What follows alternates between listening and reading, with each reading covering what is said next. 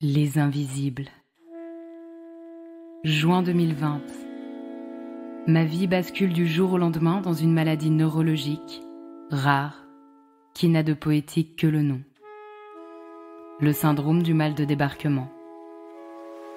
Les symptômes qu'elle m'amène vivent en colocation avec moi, 7 jours sur 7, 24 heures sur 24, et ne prennent jamais leur week-end. Je n'ai donc pas la place pour un autre combat. Du moins, c'est ce que je crois.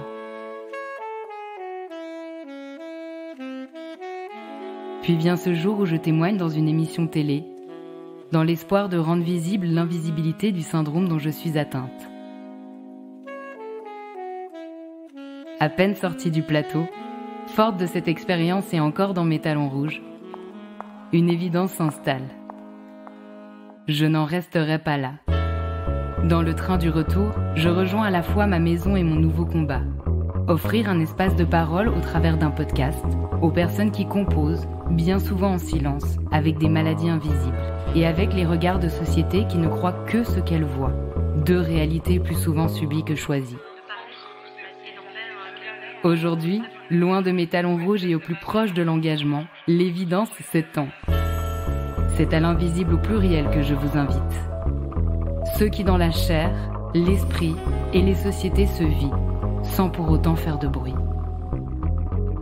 Si comme le dit Antoine de Saint-Exupéry, l'essentiel est invisible pour les yeux, ici, on compte bien le faire entendre. Bonne écoute. Comme dans une tragédie grecque, Marie vit avec 3 fonctionnements cognitifs qu'elle appelle la trilogie de neuroatypie. TSA, TDAH, HPI. Tu as certainement déjà dû entendre ces anagrammes, mais concrètement, chez Marie, ça donne quoi? Par exemple, regardez le pommeau de douche pour ne pas être surprise que l'eau tombe. Bien vivre le confinement et son hypostimulation. Ressentir dans son dos l'empreinte d'une main depuis longtemps retirée. Sa neuroatypie, c'est tardivement que Marie l'a appris. Ne rentrant dans aucun des clichés des neuro-A, combien de fois a-t-elle entendu « Mais non, t'as pas l'air autiste ». En conséquence, il n'y avait pas de quoi investiguer. Jusqu'au jour où, après avoir reçu de l'aide efficace pour se rétablir d'un trouble anxieux et d'un syndrome de stress post-traumatique, elle fait d'elle son propre rat de laboratoire pour comprendre pourquoi sa santé mentale semble toujours fragile. Portée par ses recherches et rencontres de professionnels, les diagnostics finissent par tomber. Et c'est la libération. La rencontre avec la vraie Marie ouvre une pléthore de perspectives qui lui permettent de s'épanouir en tant qu'écrivaine et père aidante en rétablissement de la santé mentale. Se suradapter, ressembler aux autres, faire ce qu'on attend de soi. Woust, Marie a fait un braining out et elle ne compte pas revenir en arrière. Avec sa voix pleine de douceur, Marie offre une panoplie de références pour les neuro-A et les personnes qui s'y intéressent. Des outils concrets pour aménager le quotidien, et elle nous livre ce qui fait qu'aujourd'hui, après des années de combat, elle se sent réellement bien. Hello Marie, Salut Tamara, comment est-ce que tu vas aujourd'hui? je vais très bien aujourd'hui et toi? Eh ben c'est chouette. Moi c'est un peu plus galère, je te le disais déjà hors antenne. En ce moment c'est une nausée géante qui m'accompagne en permanence. Voilà, mais je suis très heureuse de te retrouver. Eh ben, je te souhaite que les choses s'apaisent vite. Merci. Donc toi tu viens témoigner de la neuroatypie aujourd'hui. Donc bien que ce soit un terme qui est fréquemment utilisé maintenant, certaines personnes ne sont pas encore à l'aise avec son sens. Toi, avec tes mots, comment est-ce que tu définis la neuroatypie? Alors, c'est difficile de définir la neuroatypie quand on est neuroatypique parce que nous, c'est notre normalité, ce gros mot-là que tout le monde utilise. La norme, c'est de faire ci, c'est de faire ça. Eh bien, quand on est neuroatypique, c'est ce qu'on ressent, c'est ce qu'on vit, c'est comme on pense, en fait, aussi beaucoup. On reconnaît la sphère du cerveau, en fait, dans le mot. Et donc, en fait, être neuroatypique, c'est avoir un fonctionnement cognitif différent de la majorité des personnes. Voilà, en gros. Et du coup, ça a plein de petites conséquences. Donc voilà, moi, personnellement, je suis diagnostiquée d'un trouble du spectre autistique, d'un trouble du déficit de l'attention avec hyperactivité, et j'ai aussi une condition de haut potentiel intellectuel. Et Ok. donc voilà, j'ai le bingo, comme je dis, neuroatypique. Il y en a d'autres, hein, il y a tous les 10 notamment, qui sont aussi des neuroatypies. Enfin voilà, c'est large en fait. Je pense qu'on a toutes et tous des neuroatypiques autour de nous, sans forcément le savoir. Mais du coup, ça change notre façon de nous relier au monde, de penser le monde, de nous relier aux autres et même de nous relier à nous-mêmes, en fait. J'ai l'impression. C'est pas les mêmes connexions qui sont branchées. Et voilà, ça peut causer des difficultés dans un monde qui est pas forcément adapté.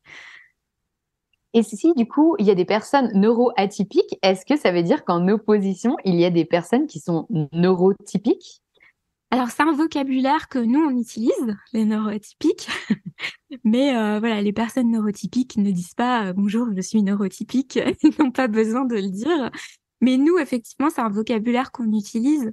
Et pour être tout à fait honnête, c'est souvent un vocabulaire qu'on utilise pour faire des blagues, parce que nous aussi, on a besoin de rigoler. Il y a un humour neuroatypique. Et donc voilà, on aime bien aussi, nous, faire des blagues sur les neurotypiques. Moi, par exemple, je trouve les neurotypiques extrêmement compliqués, alors qu'en fait, eux, ils trouvent l'inverse. Et qu'est-ce qui fait que les neurotypiques n'ont pas besoin de se définir comme tels? Bah parce que tout est adapté à ce fonctionnement cérébral, cognitif.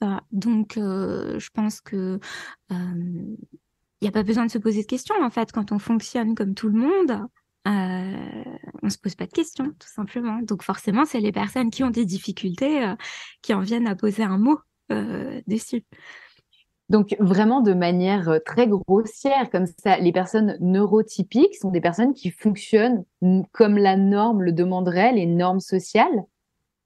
Ah bah pas que les normes sociales, parce que tout n'est pas qu'une norme sociale, c'est aussi une façon de penser, une façon de brancher ses neurones en fait.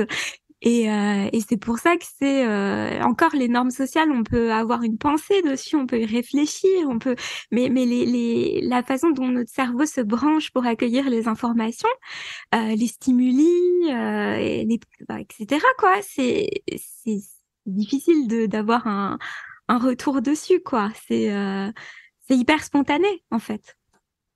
Est-ce que tu as des exemples concrets qui peuvent exprimer ce que c'est un comportement d'une personne neurotypique et une personne neuroatypique? Alors, bah, je vais donner un exemple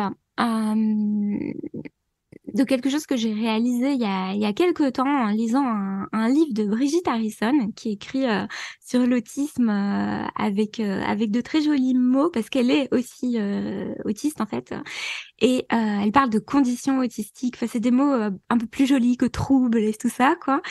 Et en fait, dans un de ses livres sur la confiance en soi, enfin l'estime de soi pour les autistes, pardon, elle raconte en fait que nous, par exemple, quand il y a un geste qui nous touche, si on ne l'a pas vu venir, on n'arrive pas à l'intégrer. C'est-à-dire que, par exemple, moi, si j'ai une main dans le dos, alors que je l'ai pas vu, si quelqu'un me touche, je ne vais pas réussir à traiter l'information. Et même quand la personne a sa main qui est retirée, je sens la marque. Tant que mon cerveau n'a pas intégré, on m'a touché le dos. En fait, il y a quelqu'un, voilà. Donc même si c'est quelqu'un que j'apprécie, que j'ai pas de problème à être tactile avec cette personne, ça va, ça va me poser un problème cognitif. Là, c'est pas émotionnel, c'est autre chose en fait. Donc voilà, c'est un exemple et bah, c'est quelque chose avec lequel les personnes neurotypiques n'ont pas de problème. Ce traitement de l'information en fait, c'est comme quand on prend sa douche, c'est ce qu'elle nous raconte aussi, ou quand il pleut. Je sais plus c'est quoi l'exemple dans le livre, mais faut qu'on voit l'eau arriver en fait. Sinon, ça fait bizarre, on comprend pas. Et moi, quand je prends ma douche, je regarde le pommeau, quoi. Je me suis rendu compte de ça en lisant son livre. Donc, on peut avoir l'impression que c'est pas grave, que c'est des toutes petites choses. Bon, ça, c'est qu'un exemple parmi tout un large enfin voilà, plein de choses qui peuvent nous arriver dans la journée. Il y a pas que ça évidemment, mais en fait, ça demande un traitement de l'information qui est fatigant. En fait, il y a beaucoup de choses. Notre machine, en fait, il y a beaucoup d'autistes qui disent que c'est comme si les neurotypiques fonctionnaient avec une boîte automatique et nous avec une boîte manuelle, en fait. On est toujours en manuel. Donc, c'est comme si le pilote d'avion, il avait pas le mode automatique et qu'il fallait toujours être en manuel, donc tout surveiller, faire chaque geste, chaque vérification, et du coup, forcément, c'est fatigant. Voilà. Donc, par exemple, quand tu as une personne qui pourrait te mettre cette main dans le dos sans que tu aies eu le temps de traiter l'information, de l'appréhender, quelle peut être ta réaction? Moi, souvent, il y a une réaction de rejet, en fait. La première, c'est du rejet. Il peut y avoir de la colère aussi. Alors, bon, on est doué hein, pour ne pas le montrer. Donc, voilà, on sait masquer, hein, malheureusement. On s'adapte et tout. Parce que, voilà, quand on vieillit, on se rend bien compte que ces réactions-là n'ont pas de sens socialement, en fait. Parce qu'il n'y a rien de méchant contre nous, tout ça. Donc, on le montre pas. Mais à l'intérieur, il y a un rejet, il peut y avoir un dégoût même, rejet, dégoût, enfin, c'est ce genre d'émotion que je peux avoir. Et il peut y avoir de la colère, et souvent cette colère, c'est plutôt pourquoi je suis comme ça, en fait, c'est chiant. C'est plutôt ça plutôt que contre la personne en fait, parce que c'est des personnes qui sont pas au courant, ou, voilà. Évidemment, hein, si c'est des personnes proches qui savent ce que ça fait, là, la colère, elle est pas dirigée au même endroit. Mais voilà, tu vois un peu l'idée. Toi, tu vis avec ce que tu appelles une trilogie de neurotypie. Donc, tu parlais du trouble du spectre autistique, donc en abrégé, c'est TSA. Le trouble de l'attention et hyperactivité, donc le TDAH. Et le déficit de l'attention.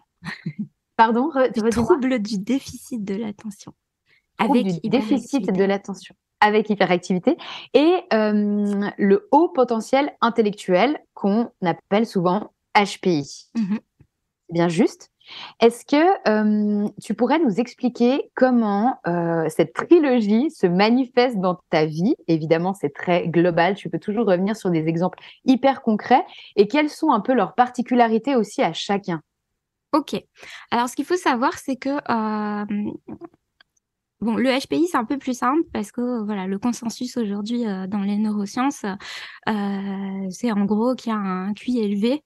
Bon, ça, c'est facile à appréhender. Ça aide en fait. Dans mon cas, c'est un soutien énorme pour pouvoir poser des réflexions et prendre du recul et trouver des solutions et être créatif. Enfin voilà, c'est vraiment, pour moi, c'est une mine d'or et du coup, c'est que du plus. Je suis contente d'avoir cette trilogie qui est celui-là qui qui est présent aussi. Après, les deux autres, le TSA, le TDAH, c'est des spectres. Donc, en fait, ce que je vais raconter, moi, me concerne, mais ça peut se manifester de manière bien différente chez d'autres personnes. C'est ça qui est aussi compliqué avec les neuroatypies, c'est que voilà, souvent, c'est des spectres et ça peut prendre plein de formes différentes. Moi, par exemple, le TDAH, j'avais vraiment pas pensé que je pouvais avoir un TDAH. Bon, il faut savoir que j'ai été diagnostiquée TSA TDAH à 36 ans. Donc, c'était assez tardif. Le HPI, j'étais au courant depuis mes 19 ans. Comme beaucoup de monde, j'ai cru que c'était l'explication de tout. De mon hypersensibilité, tout ça. Et puis, ben, en fait, non, voilà, c'est juste un QI qui est élevé. Je regrette d'avoir cru à ces fautes, entre guillemets, scientifiques qui sont un peu répandues. Parce que si j'avais su que c'était que ça, entre guillemets, je serais allée creuser plus loin et j'aurais vu plus tôt que il y avait d'autres neuroatypies associées et pas des moindres quand même. Et donc voilà, le TDAH, je pensais pas parce que je suis quelqu'un, on parle de trouble du déficit de l'attention, moi je n'oublie rien. Je suis quelqu'un qui fait attention, qui perd jamais ses affaires, qui n'oublie pas de rendez-vous. Enfin voilà. Donc ayant des personnes TDAH autour de moi, je me disais je ne ressemble pas en fait. C'est pas moi. Et en fait, finalement, eh ben j'ai quand même une hyperactivité et une appréhension de la concentration bien à moi, en fait. Euh, Où au final, il faut que par exemple, bah, moi, mon métier, c'est d'écrire. En fait, j'écris des livres et du coup, j'ai besoin de passer 1 heure à trouver quelle musique va avec ce que je vais écrire, etc. Donc, il y a tout des rituels et des choses qui font que, voilà, ma concentration, pardon, est assez originale aussi. Ma psychiatre, qui est celle qui m'a diagnostiquée, me regardait avec des gros yeux quand je lui disais, bon, moi, je travaille mieux si j'ai quelqu'un pour discuter avec moi en même temps, des choses comme ça. Et du coup, oui, voilà, c'est assez particulier. Donc, je me suis rendu compte que voilà, j'étais pas si concentrée que je voulais bien le croire, en fait. Et puis, c'est surtout cette hyperactivité qui, chez moi, est très mentale.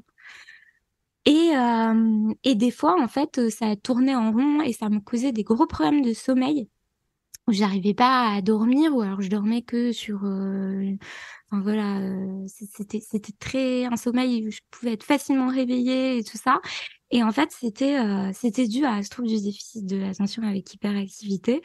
Voilà, donc moi ça me donne les points positifs, c'est que ça me donne de l'énergie, beaucoup de créativité, j'ai toujours l'élan de rebondir et ça c'est quelque chose dans mon parcours qui m'a beaucoup aidée et je pense que c'est aussi dû au TDAH.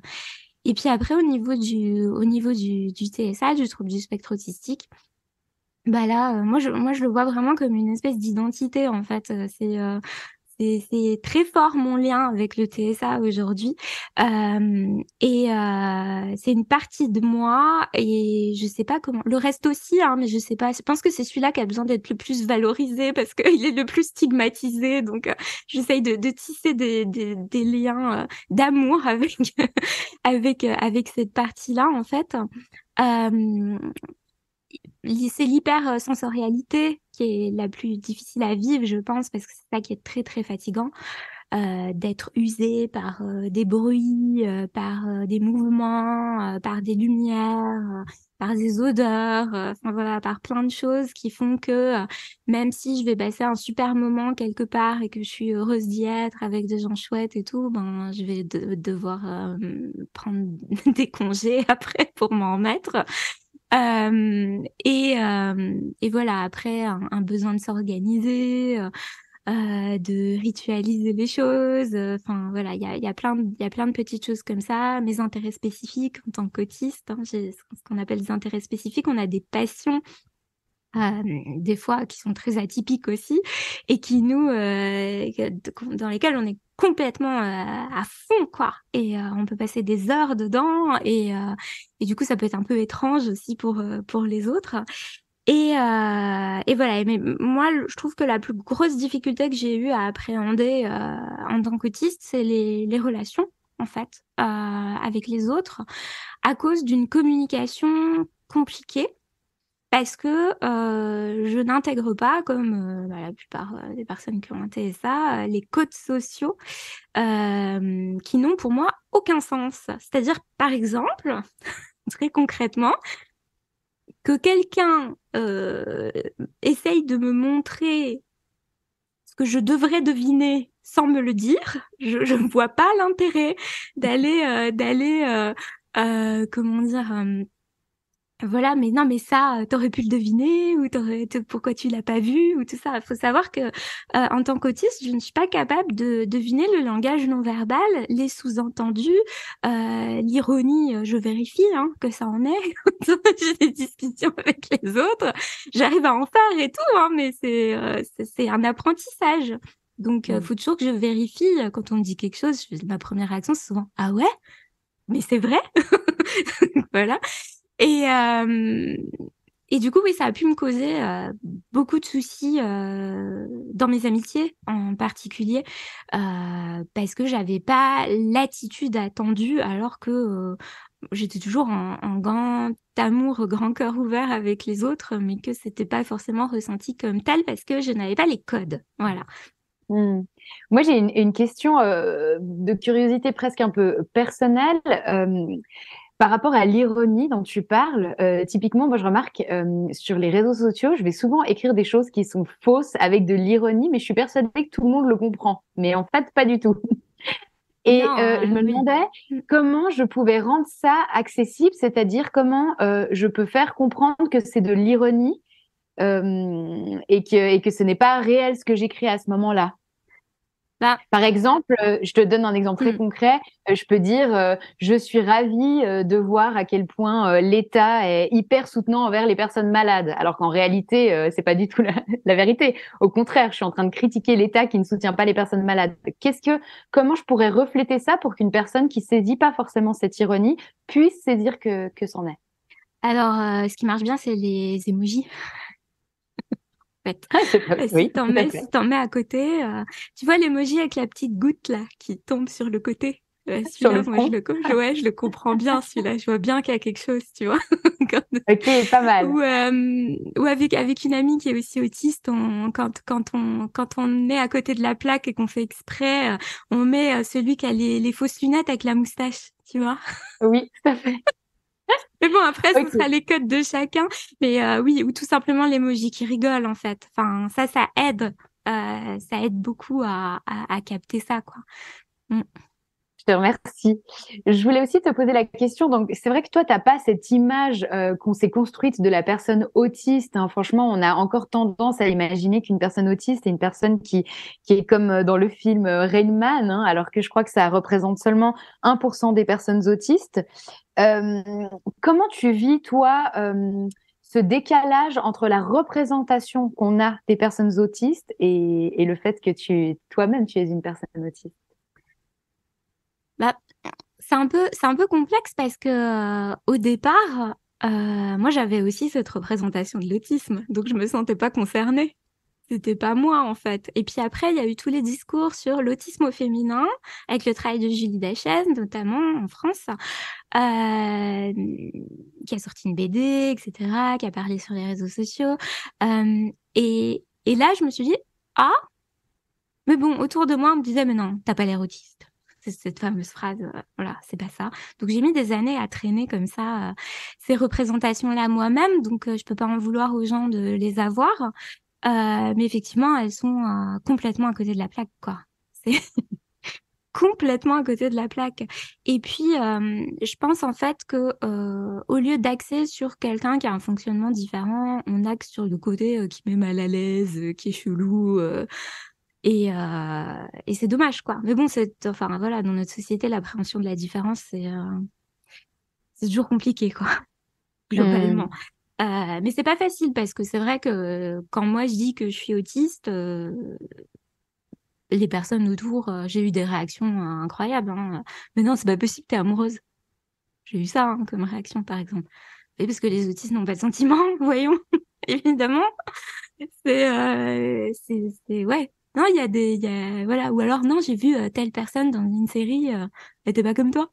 Euh, Hmm. c'est assez fou, quoi. Et du coup, oui, c'est un peu perturbant. Et moi, avec les personnes avec qui je sens qu'il peut y avoir des réactions compliquées, je préfère dire que j'ai un trouble du neurodéveloppement, ce qui est le cas, hein, vu que ça en est un.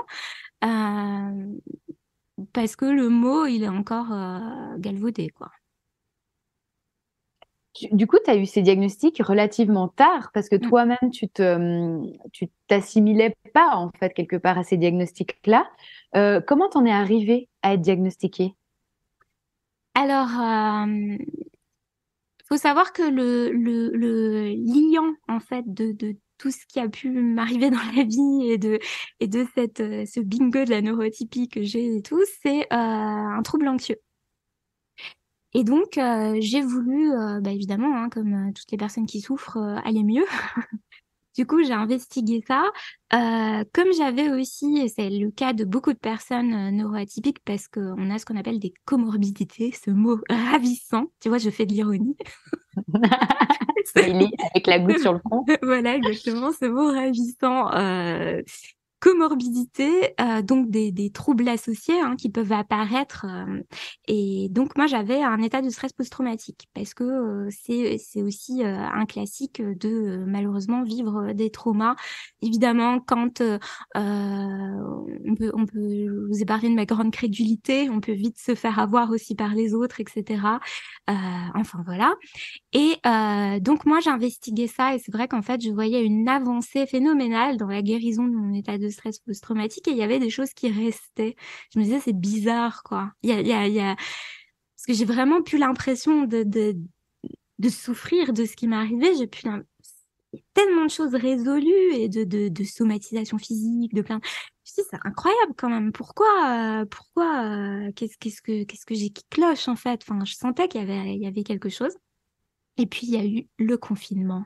Et là, pendant quelques mois, j'étais peinard dans ma bulle à écrire des livres, mes 2 premiers livres en plus. Donc, moi, c'était le bonheur absolu avec mon mari qui me faisait à manger et tout. Enfin, j'étais trop bien, quoi. Et quand on est sorti de confinement, j'étais épuisée, en fait. J'étais épuisée par le monde autour, par les bruits qui revenaient, par tout ça, et je me suis dit, ok, là il y a un truc en fait. Et de fil en aiguille, j'ai réfléchi à cette histoire de neuroatypie et je me suis lancée dans un parcours diagnostique qui a été long parce que c'est long les parcours diagnostiques malheureusement pour avoir des rendez-vous, etc. Et puis voilà comment j'en suis arrivée là en fait, en gros. Et j'ai découvert pourquoi, effectivement, il restait des choses qui pouvaient m'embêter dans le rétablissement du trouble anxieux. Voilà. Ça a été un soulagement pour toi de recevoir ces diagnostics? Alors, je suis passée par plusieurs phases parce que c'est vrai que je suis arrivée là avec les personnes qui m'ont fait le parcours de soins avec cette question, c'est est-ce que je suis autiste ou est-ce que c'est juste le résidu de mes traumatismes, ce qui m'arrive. Et du coup, c'est vrai qu'il y a eu débat, quoi. Enfin voilà, ça a été une investigation, qu'on a dû pousser parce qu'on n'était pas sûr, quoi. Voilà, il fallait aussi traverser les clichés sur l'autisme, à savoir que moi, j'aime être en lien, j'aime avoir des amis, c'est important pour moi. Du coup, voilà, on dirait les autistes sont pas sociables. Donc voilà, fallait traverser un peu tout ça, observer mon enfance aussi. Ma mère a dû répondre à un questionnaire, tout ça. Enfin voilà, il a fallu explorer tout ça. Et voilà, on est sur un exemple typique du TDAH. Je ne sais plus pourquoi j'étais en train de parler de ça. Je te demandais si tu avais été soulagée, Ah, soulagée, merci. ouais, de ces Euh, diagnostics. alors voilà, en fait, moi, je voulais juste, mais vraiment, sincèrement, hein, c'est pas de la langue de bois, je voulais juste aller bien. Donc, peu importe, tant que, voilà, on m'expliquait ce qu'il y avait, je voulais juste aller bien. Donc, j'étais soulagée de savoir pourquoi, parce que c'est important pour moi de comprendre les choses. Après, ça m'a foutu un coup parce que l'état de stress post-traumatique, on peut s'en débarrasser, l'autisme, non. Donc ça a été un petit peu difficile. Et puis en fait, ça a été une refonte totale de mon identité. Euh, Mais au final, elle s'est faite assez vite. Et maintenant, elle se fait dans une immense joie, en fait, parce que ça fait beaucoup, beaucoup, beaucoup de bien de pouvoir comprendre qu'on a le morceau manquant. Enfin, moi, en tout cas, je sais pas si c'est le cas pour tout le monde, mais moi, c'est vraiment ce que ça m'a fait, d'avoir le morceau manquant et de se dire, OK, en fait, ça, c'est mon identité. C'est pour ça que je suis à côté de mes pompes et que des fois, j'ai l'impression de pas être souveraine, pas être le sujet de ma vie, de tout ça. Il me manquait le bout, quoi, le gros morceau. Et aujourd'hui, je vois toutes les choses, enfin, sincèrement, les choses que je préfère chez moi sont dues à ma neurotypie, en fait. Moi, j'aime bien mon côté marginal qui s'intéresse à des trucs un peu, voilà, mon côté rat de bibliothèque, tout ça. C'est moi, en fait, et je suis contente d'être comme ça. C'est joli. Tu dis que vraiment, à la base, tu cherchais à aller bien. Mm. Euh, Est-ce que du coup, les diagnostics ont amené ensuite des outils ou des manières de comprendre certaines choses qui te permettent aujourd'hui d'avoir atteint cet objectif? Oui, pour moi, là, je suis, comme on dit, en santé mentale rétablie. On ne peut pas guérir de l'autisme vu que ce n'est pas une maladie. Donc, arrêtez sur Internet avec ces histoires de faut prendre de la vitamine C ou je sais pas quoi. Stop. Ça suffit, en fait. Mais on parle de rétablissement. Donc, le rétablissement, c'est quand on est en équilibre, en fait, avec sa santé mentale. Et moi, c'est mon cas en ce moment. Et du coup, j'ai pu faire plein d'aménagements dans ma vie pour me sentir dans cet état-là. Donc un bon accompagnement, ça c'est sûr que c'est important. Mais après, au quotidien, on peut faire plein de choses et on peut transformer son entourage en allié aussi. Euh, Ça, c'est une force incroyable autour de nous, puisque moi, des fois, je ne me rends pas compte que je suis fatiguée et on me dit, tu veux pas te reposer un peu? Ou tu me dis s'il y a trop de monde et que tu veux rentrer ou des choses comme ça. Et ça, c'est la nouveauté magique dans ma vie depuis qu'on ait pu en parler. Hmm. Ces aménagements, ils t'ont été proposés par des thérapeutes? Alors, certains, oui. Et pas des moindres, je vais en parler après. Mais il y a quand même eu beaucoup de choses que j'ai appris par moi-même parce que avant d'avoir le diagnostic, je me suis quand même beaucoup renseignée, j'ai beaucoup lu, j'ai lu beaucoup d'études, etc. Et puis bah voilà, il y a le fameux HPI qui aide, comme je disais, donc ça mouline là-dedans et ça trouve des solutions aussi. Et moi, j'adore expérimenter. Je dis que je suis un rat de bibliothèque, mais je suis aussi mon propre rat de laboratoire. Et je teste des choses pour voir si je me sens bien ou pas en faisant ci ou en faisant ça. Donc il y a eu les deux. Mais ce que m'ont apporté les professionnels de santé, c'était pas forcément une excellente nouvelle pour moi à la base. C'était qu'on m'a conseillé de faire du sport. Et ça, vraiment, c'était pas une bonne nouvelle, hein. Moi, j'étais la grande dispensée des cours de PS, tout ça, quoi. La feignasse, l'intello qui aime pas les sports collectifs, tout ça, tout ça. Donc, c'était pas trop mon kiff. Sauf que, en lisant des études, je me suis rendu compte qu'effectivement, ça pouvait me réguler, ça pouvait réguler beaucoup de choses, mon système nerveux, voilà. Et du coup, j'ai rencontré un coach sportif qui aujourd'hui m'accompagne et c'est assez impressionnant de voir les bienfaits que ça me fait. C'est une vraie révélation. Donc, je n'aime toujours pas faire de sport, je vais pas mentir. Mais par contre, ça me rend heureuse, vraiment. Et du coup, toujours pas en collectif, de manière individuelle pour toi? Ah oui, oui, oui, non, sinon ça va me créer du stress en fait. C'est-à-dire que plein de fois j'ai essayé de faire, d'aller dans des cours de danse, d'aller dans des salles de yoga, tout ça, et en fait je ressortais pas bien à chaque fois et je comprenais pas pourquoi. Et c'est tout simplement parce que j'étais pas en train de me dépenser ou de vider mon stress et tout. J'étais en train de me dire les autres, il y a les autres, qu'est-ce qu'il faut que je fasse? Qu'est-ce que voilà, ça c'est là, je le verbalise, mais je m'en rendais pas compte, quoi. Mais c'est vrai qu'en fait, j'étais aux aguets parce que c'était un contexte social, en fait, et donc moi, je pouvais pas me décharger, en fait, finalement. Est-ce que ce coach, il est sensible outre mesure, enfin, aussi à ta condition mentale ou seulement physique? Alors, il l'est, puisque c'était une condition à notre collaboration. Je lui ai fait faire le Fort Boyard de la neuroatypie de la bienveillance. Avant de travailler avec lui. Et il est super chouette. J'ai beaucoup de chance parce qu'il n'y a pas forcément tous les coachs qui sont comme ça, hein. Il y en a beaucoup qui... On voit des vidéos sur Internet, t'es en dépression, bah, bouge ton cul. Voilà, super. Merci, ça fait plaisir. Ça se déshabille Voilà, très vite. voilà, on entend des choses assez horribles. Lui, en fait, il s'est bien rendu compte qu'il fallait qu'il m'aide, en fait. Et du coup, On a relevé ensemble mes points de blocage. Il a été assez à l'écoute et assez gentil pour que je me sente à l'aise pour lui dire même des trucs bêtes en fait, quoi. Des trucs qui peuvent paraître bêtes. Euh, Par exemple, j'arrivais pas au début, maintenant ça va mieux, mais à faire mon sport si mon mari était à la maison. S'il passait derrière moi pendant que je faisais mon sport et qu'il me parlait de quelque chose, ou même si c'était un truc chouette, en fait, je buguais complètement parce que j'étais en train d'essayer de comprendre, là, de pas me blesser avec mon haltère, voilà. J'étais dans mon mouvement et du coup, ça faisait une sursollicitation, voilà. Et j'étais très nerveuse, quoi.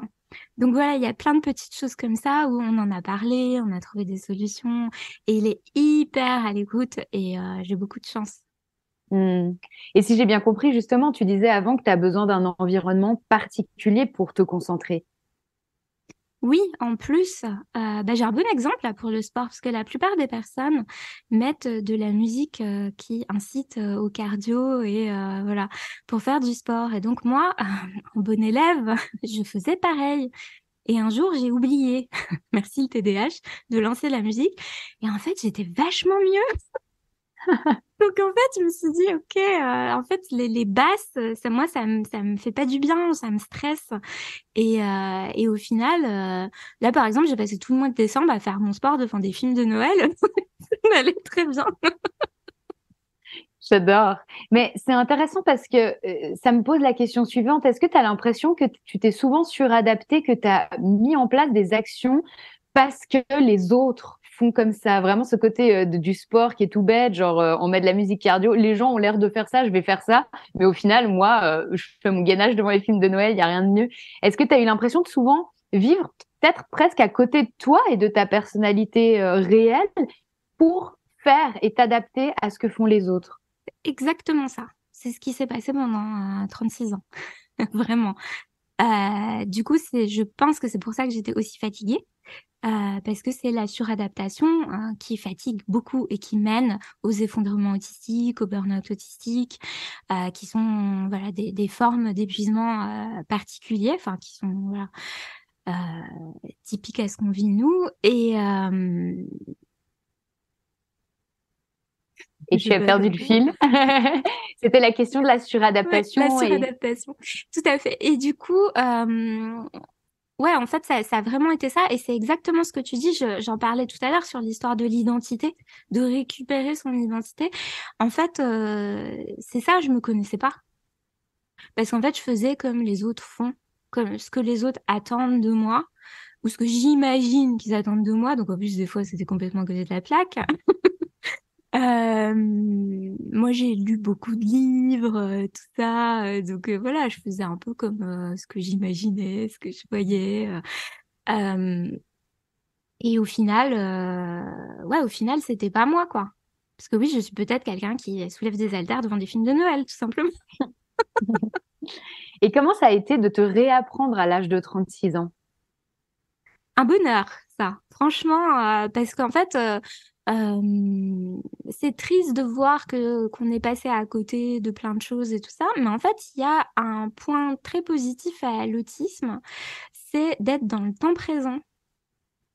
Parce qu'en fait, on est vraiment dans le temps présent, nous. On est, voilà, des fois, on l'est trop, en fait, parce que quand ça va pas, on n'arrive pas à s'en détacher. Il y a vraiment, il y a vraiment un rapport au temps présent qui est très fort. Et du coup, ben, quand je me redécouvre et que je me sens moi-même alignée, du coup, quand je fais des choses adaptées à moi, j'ai des récompenses, c'est-à-dire que j'ai tout mon circuit dopamine, sérotonine, etc., qui se met en route. Donc mon système nerveux est content, moi aussi. Et du coup, voilà, il y a tout ça qui se met en œuvre et j'en profite vraiment pleinement. Donc non, là-dessus, c'est hyper chouette, quoi. Est-ce que du coup, tu as dû envoyer chier des contextes de vie, des relations, des choses que tu faisais qui n'avaient plus de sens à partir du moment où tu t'es rendu compte que c'était pas tout à fait toi? Alors envoyer chier, je dirais pas parce que ça s'est fait dans la douleur, ça a pas été allez maintenant je m'en fous et tout ça, mais oui, bah notamment des relations en fait, hein, parce que quand quand j'ai fait mon braining out, comme on dit chez nous. Ton braining out. Braining out, comme coming out, mais du cerveau, quoi, tu vois. Quand j'ai fait mon braining out, je suis revenue un peu discuter avec des personnes avec qui ça s'était pas bien passé au niveau de la communication, en disant genre, mais vraiment la candeur absolue, ça y est, je sais pourquoi, tout va bien en fait, je suis juste autiste. Et en fait, à ce moment-là, j'ai eu pire que des douches froides, quoi, puisque des personnes m'ont dit, bah non, mais ça change rien en fait. C'est pas le problème. Bah si, dans une relation, l'autisme, on peut pas dire que c'est pas un problème. Voilà, c'est absolument pas possible, quoi. Et du coup, ça a fait beaucoup de mal. Donc effectivement, les personnes qui réagissent comme ça et qui sont pas capables d'être des alliés et de prendre ça en compte, vu que moi, je ne peux absolument pas changer ma condition, c'est-à-dire que comme tout un chacun, je peux discuter, apprendre à pas faire mal à l'autre et voilà, et on peut tout à fait dialoguer et assainir la relation et tout ça, il y a aucun souci. Mais je peux pas me changer en fait. Je peux pas enlever mon autisme. Ce n'est pas possible. Donc en fait là, c'est des relations, j'ai dû complètement effectivement les couper. Et il y avait des relations auxquelles je tenais beaucoup, donc c'était dommage, c'était des deuils en fait. Du coup, tu m'avais dit la dernière fois quand on s'était rencontrés qu'il y a eu quand même passablement de fois des sortes de quiproquos au final relationnellement. Est-ce que tu serais d'accord de nous en raconter un ou deux?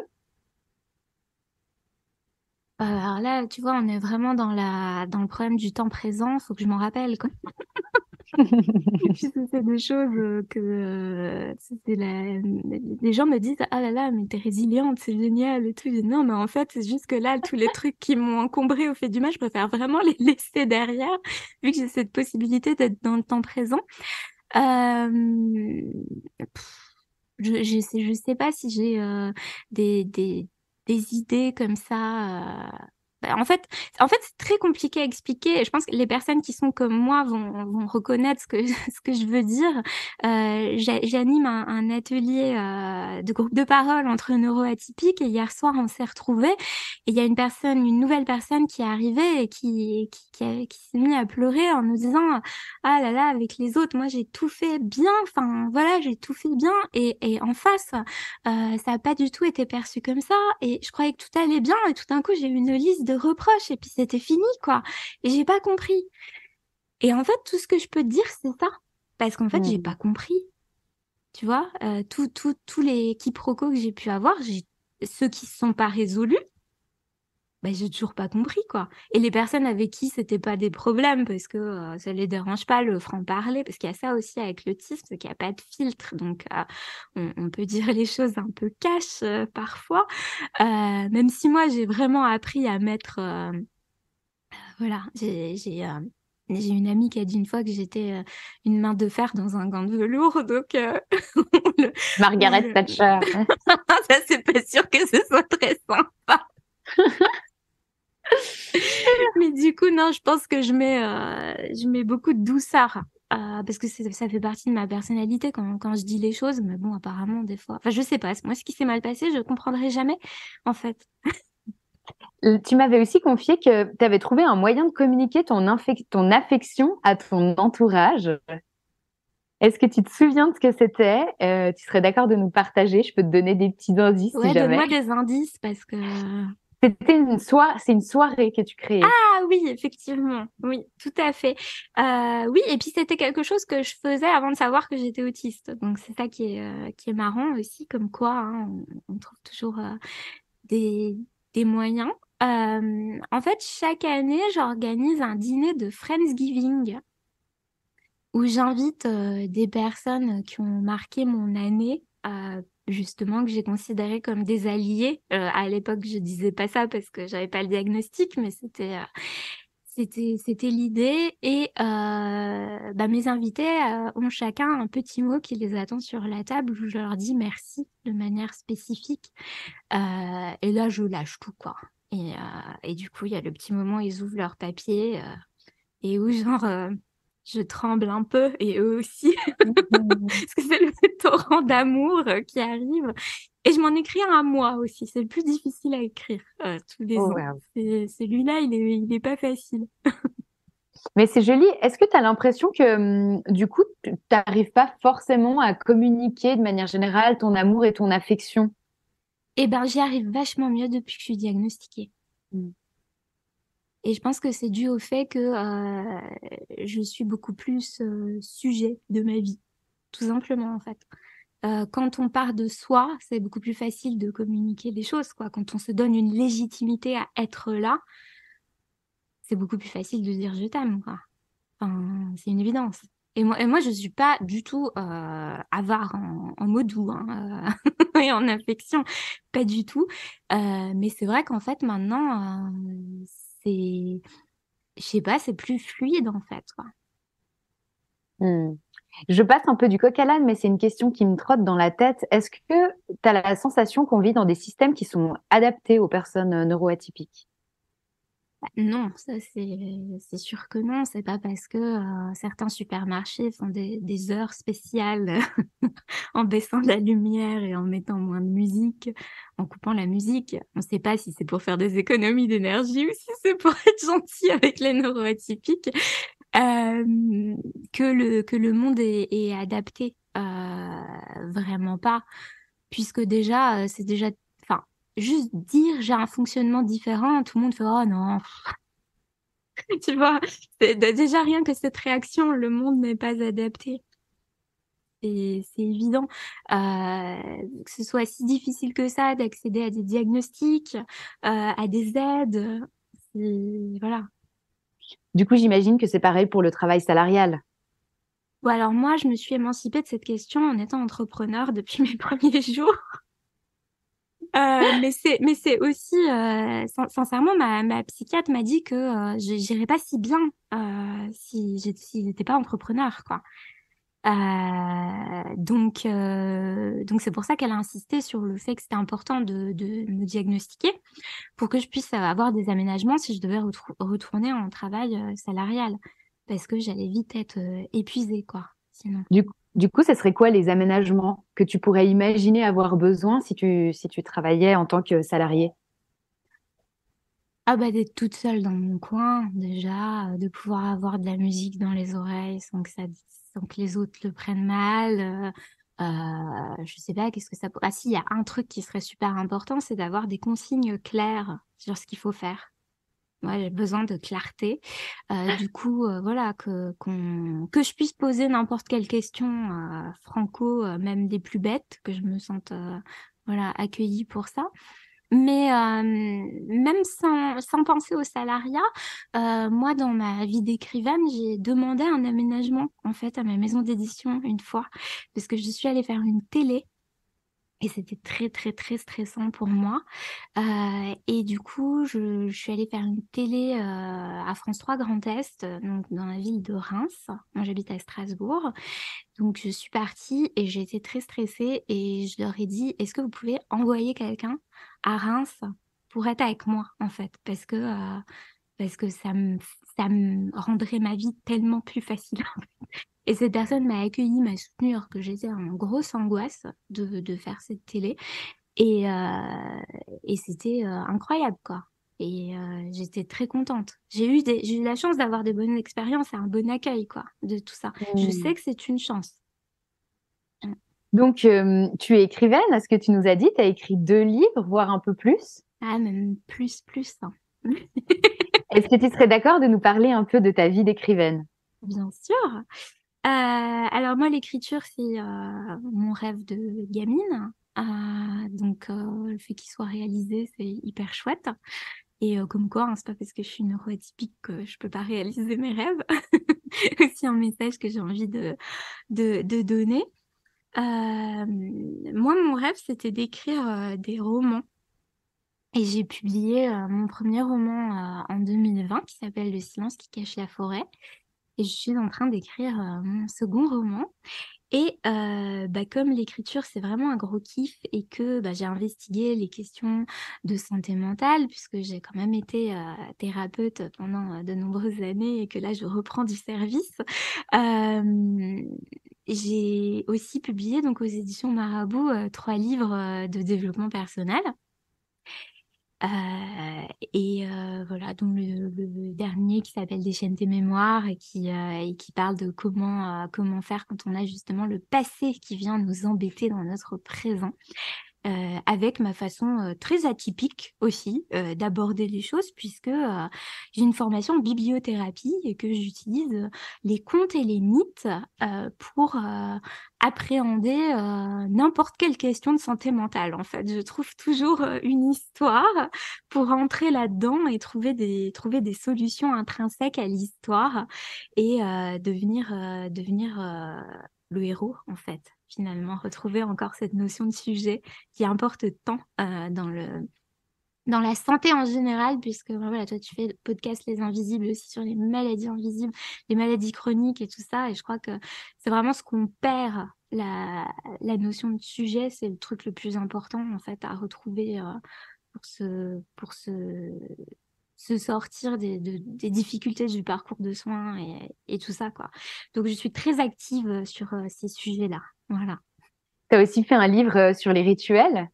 Tout à fait, j'ai fait un livre sur ce qu'on peut appeler la psychomagie, parce que ça m'amusait beaucoup, où j'ai recensé euh, plein d'actions symboliques qu'on peut faire pour se vider les nerfs quand on est en colère, quand on est triste, quand on a des nœuds au cerveau, etc., etc. J'ai inventé plein de petites actions symboliques qui aident justement à changer notre rapport à la mémoire qu'on a des choses qui nous ont embêtés, pour être poli. Hmm. La psychomagie, ça me fait vraiment penser à Jodorowsky. Je ne sais pas si tu as été inspirée de cette personne, ce personnage. Alors, j'en parle, j'ai fait une petite, j'ai consacré un petit encart dans le livre à ça, parce que je savais qu'on allait m'en parler. Alors moi, Jodorowsky, sincèrement, il me fait peur. Donc en fait, on inspire moyennement puisque il me fait peur. Alors au sens où c'est de la projection, au sens où moi quand je m'imagine, donc Jodorowsky c'est un artiste et psychanalyste. Enfin voilà, il mélange un peu les deux et il fait revivre des choses aux personnes qui l'accompagnent, par exemple leur naissance ou des choses comme ça, de manière hyper spectaculaire et théâtralisée. Qui peut être très violente aussi, hein. Une Qui personne peut qui se être retrouve dans un cercueil, à devoir l'ouvrir sur la place Saint-Marc. exactement, voilà pourquoi il me fait peur. Donc, je m'inspire pas tellement de son travail. Parce que, ouais, moi, je suis pas... C'est pas trop mon truc, ces grandes mises en scène. En plus, il y a beaucoup de nudité auprès de personnes inconnues. Tout ça. Voilà. Si ça vous intéresse, c'est son film qui s'appelle Un art pour guérir, je crois, qui est film documentaire où on voit tout ça. Et c'est assez impressionnant. Moi, je ne suis pas du tout proche du courant psychanalytique que j'ai beaucoup remis en question. Et du coup, donc, je me sens pas spécialement proche de Jodorowsky. Et moi, pour ma part, le fait de mettre à jour des mémoires inconscientes et que c'est bon, ça suffit, hop, après ça va mieux. Voilà, moi ça n'a pas fonctionné vu que c'était pas forcément le problème. Donc moi je me sens pas proche du tout de ce courant-là, d'autant plus que la psychanalyse et l'autisme c'est toute une histoire, étant donné que c'est à cause du courant psychanalytique qui considérait que l'autisme était dû à une mère traumatisante. Euh, voilà, qui a un non-sens absolu. Voilà, ça a causé beaucoup de soucis à la fois aux autistes et aux mères d'autistes. Donc, je suis pas hyper fan de de ce courant-là. Bruno Bettelheim, qui a théorisé ça, et carrément allait dire que si on était autiste, c'est parce que notre mère nous faisait vivre dans des conditions pires que celles des camps de concentration. Pouah. Voilà, du coup, bon, voilà, ça explique aussi pourquoi voilà, je jette pas tout, hein, mais c'est pas, moi, c'est pas ma cam. Je me sens pas hyper en sécurité, en fait, avec tout ça.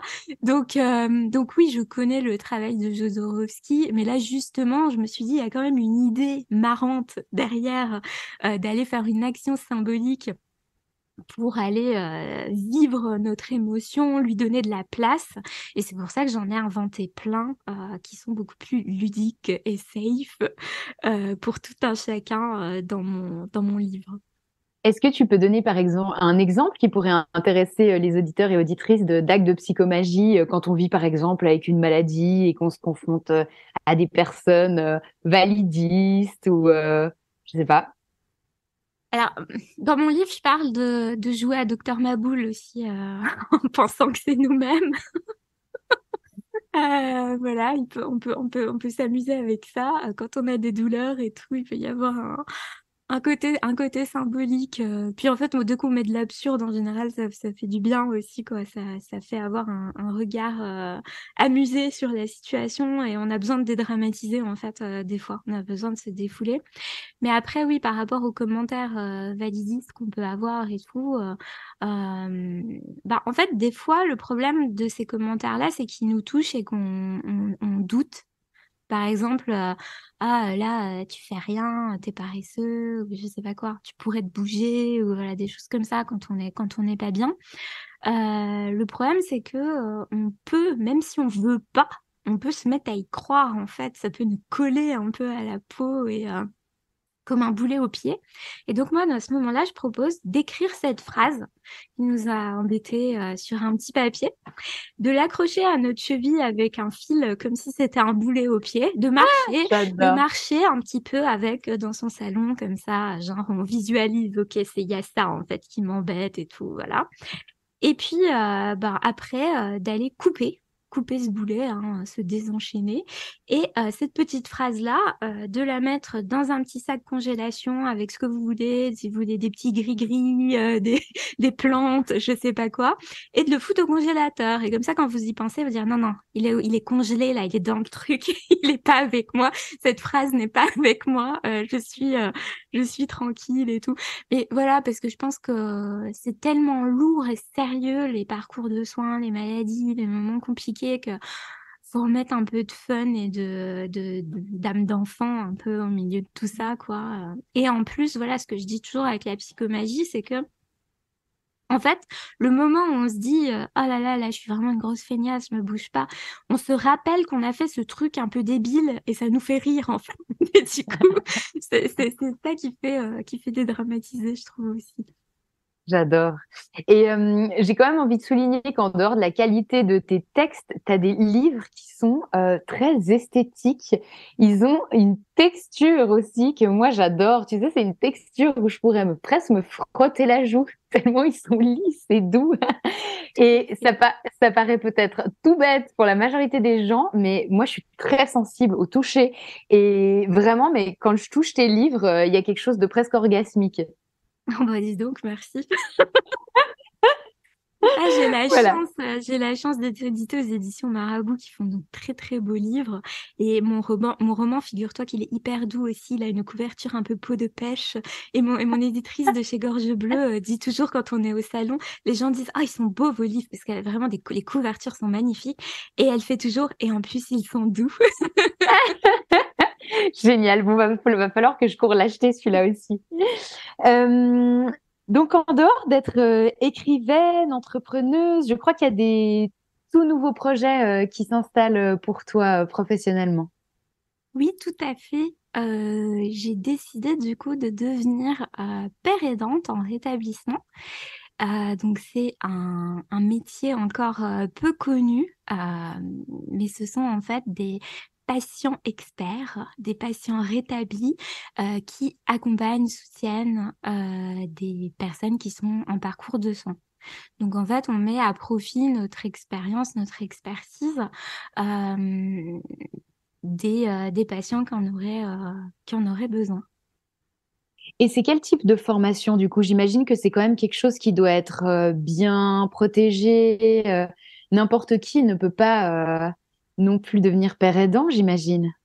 Alors, en fait, c'est des formations qui sont chapeautées par des professionnels de santé. Ben voilà, en général, en fait, ce sont des personnes qui sont suivies, qui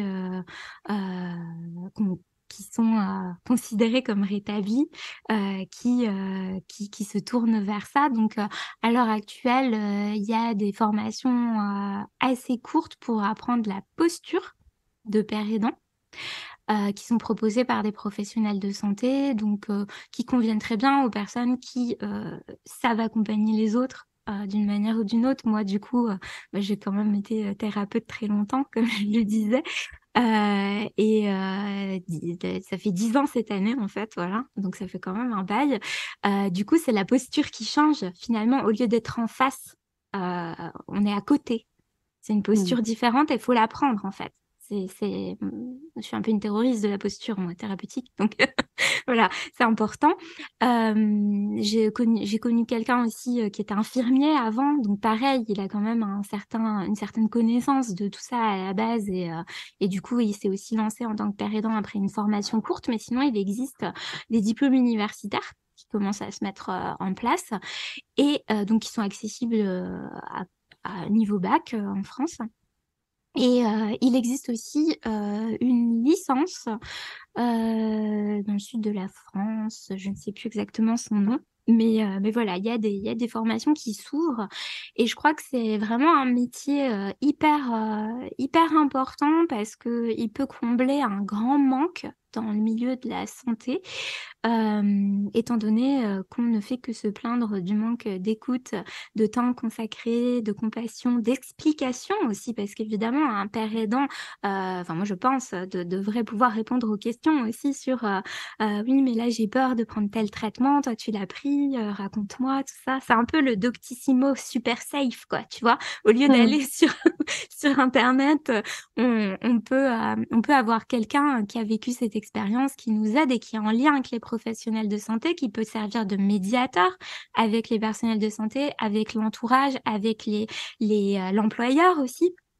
On peut faire plein de choses en fait pour aider les autres et c'est super. En général, le père aidant, il est mandaté quand même par une institution, un hôpital, ou c'est une personne qui vit avec une maladie qui peut directement te contacter, par exemple? Alors moi, on peut me contacter sans problème. Après, je compte aussi développer mes actifs, enfin, les proposer aux structures hospitalières là où je vis, parce que j'ai envie de faire des ateliers, j'ai envie, enfin, voilà, de proposer pas mal de choses.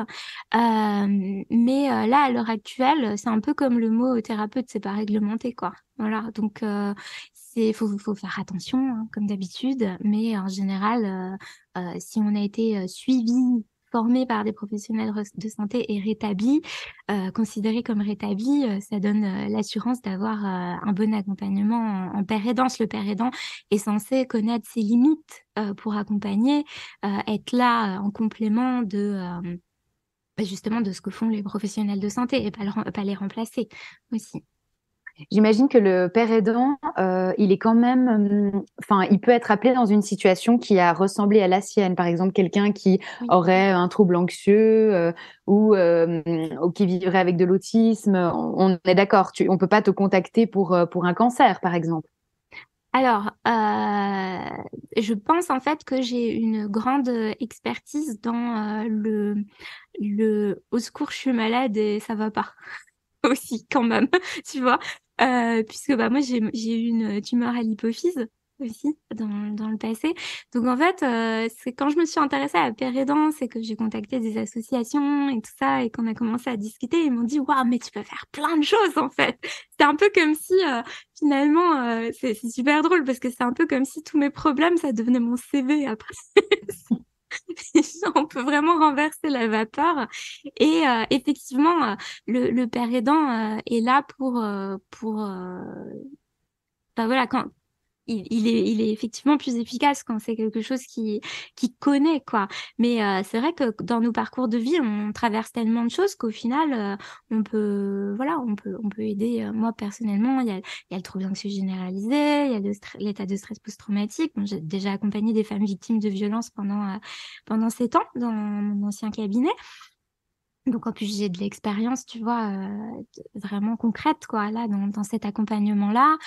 Tout autour de la neuroatypie, là, mon groupe de parole, ça se passe super bien. Ça s'appelle Tisane entre neuroa et on se retrouve un lundi par mois sur Zoom et c'est super chouette, quoi. Il y a vraiment de beaux échanges. Enfin, c'est super. Et puis, bah voilà, j'ai malheureusement une grosse expertise dans l'errance médicale puisque j'y ai été pendant très longtemps avant qu'on découvre la tumeur à l'hypophyse. Et il y a plein de personnes qui passent par là. Donc, en fait, c'est super large, quoi. Hmm. Je vois vraiment que tu touches à plein de métiers différents quelque part, même s'ils se rejoignent. Est-ce que tu as besoin j'imagine, d'un cadre très particulier, de rituels dans ton quotidien pour arriver à mener de front toutes ces activités? Je l'ai pas encore trouvé, sincèrement. Je l'ai pas encore trouvé. Là, j'essaye plutôt de faire en sorte de réussir à avancer sur ces multiples projets en même temps.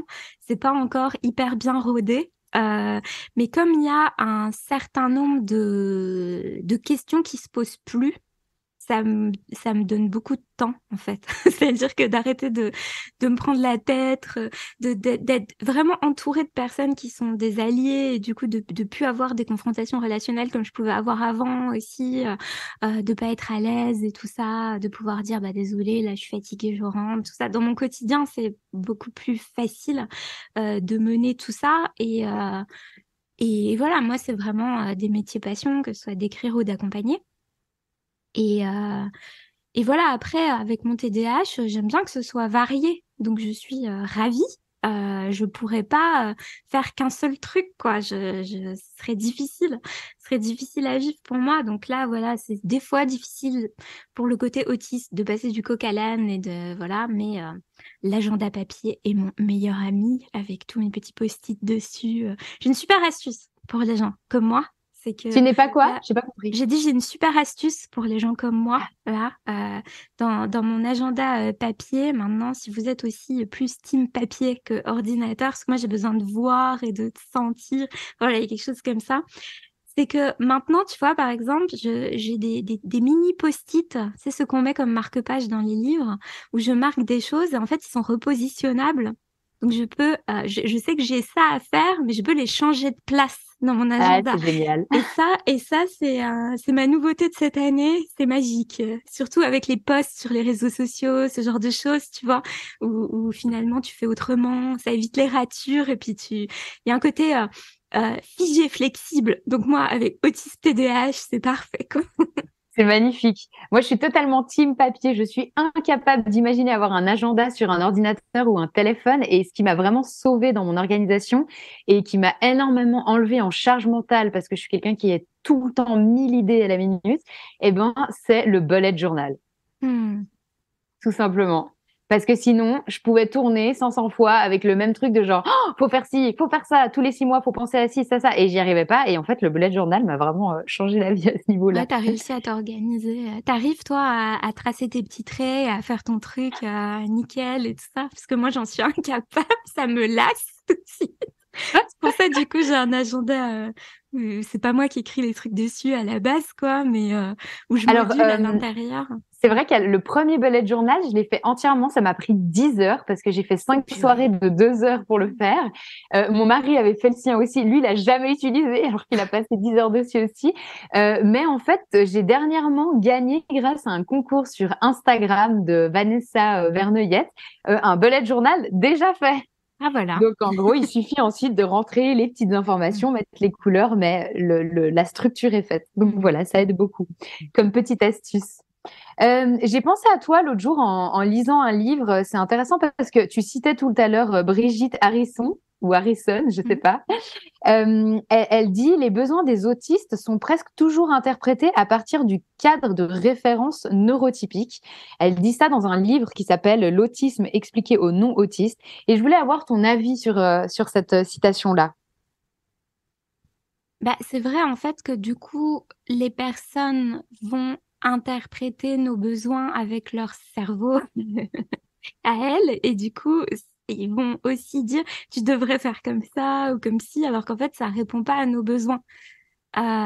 Donc c'est vrai que on parle souvent de conseils non sollicités quand on a des soucis, mais quand on est autiste, c'est non seulement ils sont non sollicités, mais en plus ils sont la plupart du temps complètement à côté de la plaque. Donc je comprends cette phrase et Brigitte Harrison, c'est pour ça qu'elle écrit sur l'autisme alors qu'elle est concernée, quoi, et que ça change beaucoup la lecture du livre, vraiment. Est-ce que du coup, tu as des références un peu à nous donner qui ont été créées par des personnes autistes pour des personnes autistes? Je pense à des comptes Instagram, des livres, des films. Est-ce que tu as des références comme ça pour un peu s'y retrouver? Alors, moi, ça a vraiment été une grosse révélation, la littérature de Brigitte Harrison. Donc, je la conseille vraiment, surtout son livre sur l'estime de soi. Je me souviens plus du titre exact, mais voilà, il est facile à retrouver. Ce qui est super chouette aussi, on en parlait tout à l'heure, c'est le travail de Julie Dachès, qui a écrit la BD La différence invisible. En plus, c'est une BD, donc voilà, ça se lit bien. Elle avait fait plein de contenu sur l'autisme au féminin aussi en ligne. On est beaucoup à faire, à essayer de parler d'autisme sur les réseaux sociaux. Il y a beaucoup de comptes qui sont plus américains parce qu'ils sont un peu plus avancés que nous, vu qu'ils n'ont pas eu l'influence de la psychanalyse qui a fait reculer un peu les diagnostics et les prises en charge, comme on a eu nous en France. Il y a Claire qui a le compte La vie en pause sur Instagram qui propose aussi pas mal de contenu, notamment pour les gens qui se posent des questions. Et elle a créé ce qu'elle appelle la table de mixage du TSA et qu'on peut remplir, voilà, pour montrer que c'est un spectre et que du coup, selon chacun, on n'aura pas les mêmes molettes levées au même endroit sur la table de mixage. Et elle propose pas mal de ressources aussi. Et il y a le compte de Lev, Rosenlev, que j'adore, qui est aussi autiste et qui montre qu'on peut qui déstigmatise et qui fait de la pole dance et qui aide les personnes justement aussi à faire du sport que je trouve très chouette. Il y a mon éditeur Marabout qui a sorti un livre aussi d'une athlète dont j'ai oublié le nom. Je l'ai pas encore lu, mais apparemment, enfin, Lev a dit que c'était super, qui est vraiment, qui soulève des poids et tout, qui a gagné des prix et tout ça, et qui est autiste et qui démonte aussi un peu les clichés. Il y a plein de choses en fait. Il y a plein de choses. Il y a effectivement, dans les séries, on retrouve souvent des personnes autistes un peu clichés, le petit garçon qui s'intéresse à des trucs clichés ou tout ça. Mais bon, la série Atypical, elle est quand même trop mignonne. Moi, j'ai beaucoup aimé. On retrouve aussi sur Netflix, je crois, une série qui s'appelle Love on the Spectrum, je crois. Je sais plus comment c'est le nom en français.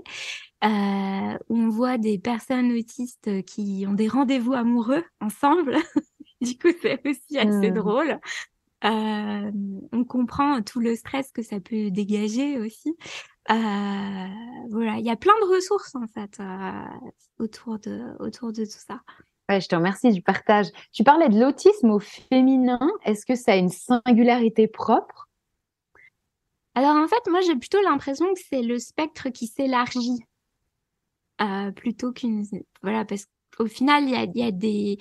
Les symptômes sont un peu similaires, quoi. Voilà, les difficultés peuvent être similaires, mais la manière dont c'est perçu, elle est différente, en particulier par les autres, en fait, puisque l'exemple qu'on donne souvent, c'est quand on voit un petit garçon qui a un intérêt spécifique, où il apprend les horaires de train par cœur. Quand il est petit, on se dit, c'est bizarre, il est peut-être autiste. Et il y a une petite fille qui fait la même chose, mais elle aime le cheval. Du coup, c'est pas grave, c'est une petite fille normale, entre guillemets. Il y a des spécificités parce que les femmes s'adaptent beaucoup plus parce que c'est ce qu'on leur demande, malheureusement, on les moule dans quelque chose. Et du coup, dès le plus jeune âge, les femmes autistes développent des capacités de masking, ce qu'on appelle le masking, un autisme beaucoup plus grande que celle des garçons, en fait. Et du coup, ça se voit beaucoup moins. C'est vraiment caché et du coup, d'autant plus fatigant puisqu'on fait semblant. C'est ça, c'est la suradaptation quelque part. Exactement. Est-ce que, moi j'aimerais juste te demander quel est ton nom de compte Instagram aussi, parce que c'est aussi une ressource, donc pour que les personnes puissent l'avoir quand ils écoutent le podcast. Tout à fait, c'est la Maison Célène, la.maison.célène. Voilà. Tout simple à retenir. Super, il y a en tout cas du sacré bon contenu. Moi, je vais arriver sur les 2 dernières questions. Avant ça, est-ce que toi, tu as envie de rajouter quelque chose? Tu as un sujet que tu aimerais aborder qu'on n'a pas abordé ensemble? Écoute, non, rien ne me vient, temps présent. Très bien, ça peut encore bouger. Quel message veux-tu faire passer aux personnes neuroatypiques et à leur entourage? Ah, j'ai envie de dire, aimez-vous comme vous êtes. Vraiment, je vais pas faire mon Jésus, mais j'avais envie de dire, aimez-vous les uns les autres quand même. C'est vraiment ça que j'ai envie de dire. C'est tellement plus important que les conneries de communication c'est pas de la connerie, la communication, mais je veux dire les tensions. Enfin, je sais pas, il y a le cœur ouvert et c'est tout ce qui compte, quoi. Voilà ce que j'ai envie de dire. Quel super pouvoir t'a amené à la quel super pouvoir t'amène la neuroatypie? J'allais dire t'as amené à la neuroatypie. Intéressant comme lapsus. Quel super pouvoir? Bah, je pense quand même que c'est ma créativité. Parce que c'est un truc qui s'est jamais éteint en fait. Pourtant, on est traversé de moments pas drôles, quoi. Mais je sais pas, il y a toujours une espèce de marmite. J'ai l'impression d'avoir une marmite et l'énergie de l'utiliser. Et du coup, ben voilà, c'est un peu comme si ouais, j'avais mon autisme marmite avec. Je suis en train d'inventer un truc. Hein, là, j'ai jamais une métaphore qui arrive. Donc voilà, je fais en direct, je vous montre la créativité en direct. Mon autisme marmite avec mon énergie TDAH, avec les idées du HPI que je mettais à l'intérieur et pouf, après ça fait des chocs à pic, quoi. Waouh, trop beau. Je te remercie, Marie. Ben, merci à toi de m'avoir invitée. Avec joie, c'était un chouette échange et je te dis à bientôt. À bientôt. Voilà, t'es contente? Ouais, et toi? Oui, tu vois, ça par exemple, t'es contente? Non, ça se dit pas en fait, je crois. Bah grave. Ça va. Il y a Bah, des gens qui, tu vois, moi, après mon premier rendez-vous avec mon mari, on s'est rencontrés sur Tinder et je savais qu'il avait eu aussi un rendez-vous avec une autre fille un peu avant, enfin les jours avant ou les semaines avant, je sais pas. Et je lui ai dit, alors t'as préféré quel rendez-vous? C'est tellement bien. C'est l'autisme. C'est la question que tout le monde se pose en réalité. Mais oui, que mais moi je l'ai dit. personne Moi je le dis toujours. Voilà. Tu peux peut-être le rajouter au montage. Ça, je sais pas.